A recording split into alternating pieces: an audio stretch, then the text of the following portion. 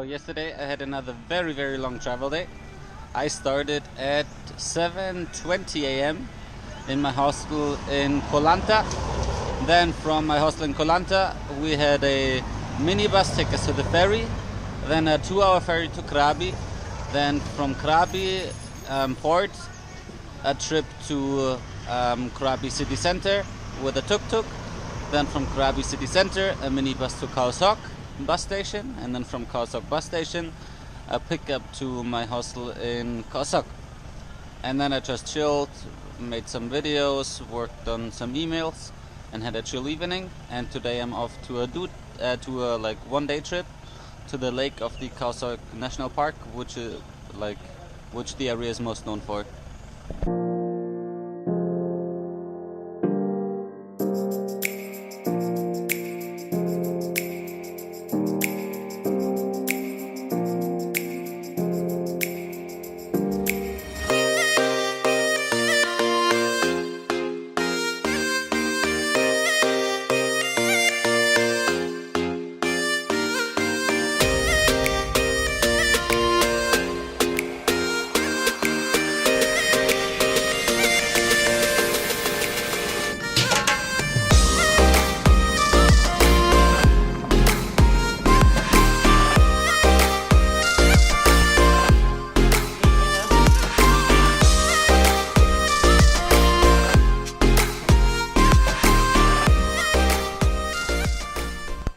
This is our lunch place.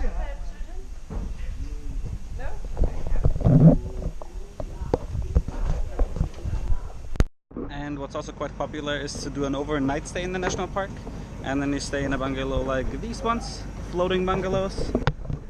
It's just a hut with a mattress in it.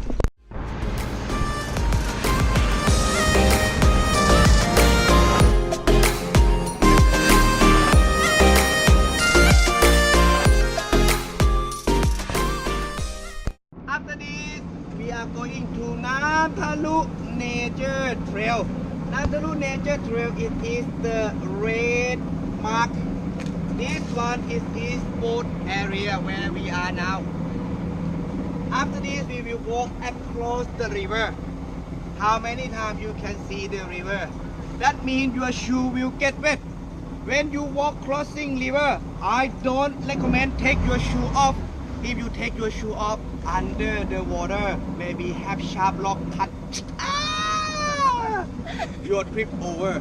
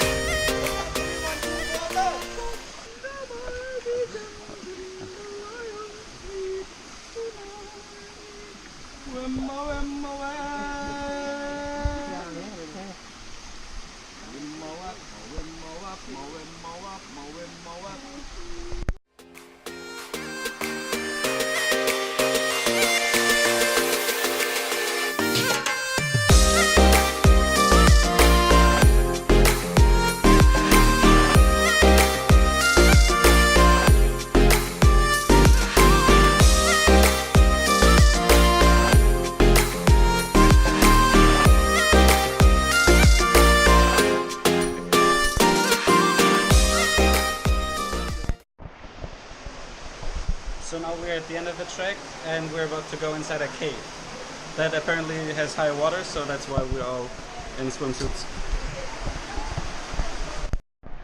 In front is quite lower. Be careful your head.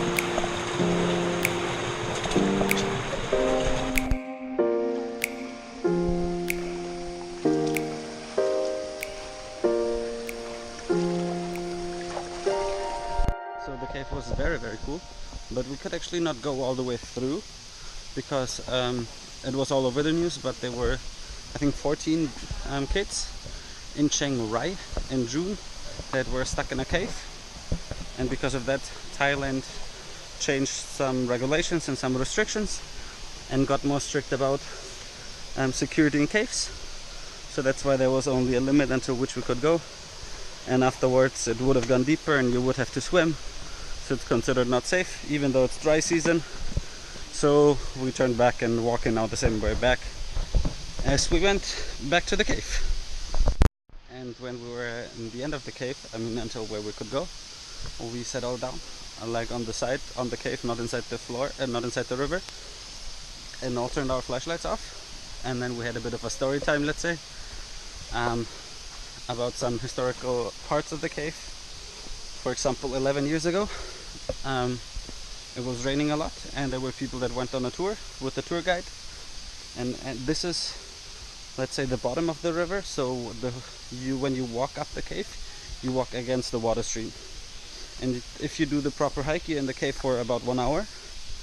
So back then they hiked up the cave and whatsoever, and it was raining a lot. So when you want to exit the cave, you have to somehow get through a waterfall,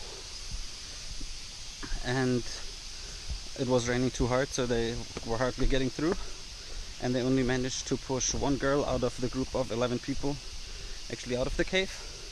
So all the other 10 people passed away and were flooded away inside the cave and died in there, and only one of them survived. That's another factor why they need to get more serious about not crossing the cave.